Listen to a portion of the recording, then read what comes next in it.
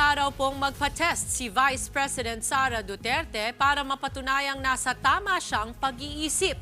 Pero may kondisyon ng bise para dyan. Magpa-drug test din daw ang mga opisyal ng gobyerno. Nasa frontline ng balitang yan si Hannibal Talete.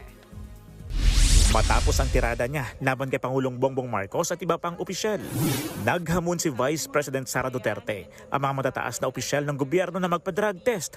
Sa kanyang live video kagabi, may buwelta siya laban sa mga nagsasabing wala na siya sa tamang pag-iisip dahil sa mga naging pahayag niya noong Sabado. Ako daw ay baliw. Ano bang sabi ko sa inyong lahat? Psychological test? Kahit ano yan. Neuropsychiatric test? Kahit anong pang test yan. Gagawin ko yan. Dagdagan ko pa ng drug test. Pero dapat magpa-drug test ang lahat ng departamento ng ating bayan. Dagdag pa ng bise, ginagamit na lang siyang punching bag para maitago ang korupsyon sa gobyerno. Wala na kayong mapuna sa akin.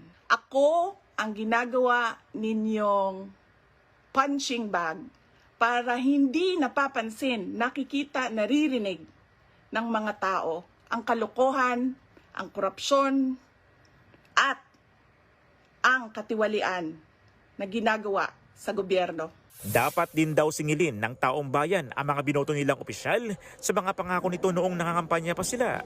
Kabilang daw dyan ang 20 pesos kada kilong bigas.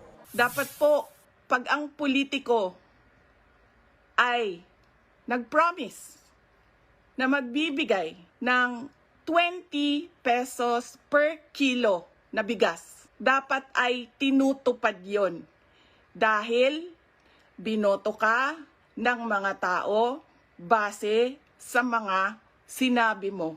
Kasabay ng mga protestang nagpapahayag ng suporta kay VP Sara at sa Chief of Staff niyang si Zulaika Lopez, nagpaalalang bise na panatilihing mapayapa ang pagtitipon. Kahit gusto raw nilang maiparating sa pamahalaan ang kanilang hinanain, binigyang diin niya na ayaw niya ng kaguluhan. Tayo ay may karapatan na magsalita kung ano yung nararamdaman natin at gusto nating makita mula sa ating gobyerno.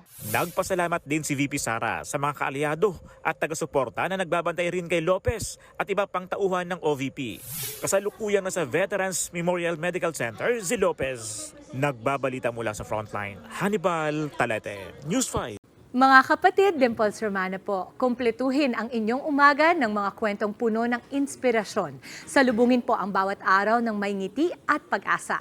Kaya't mag-subscribe na po at mag-follow na sa aming social media pages ng News 5.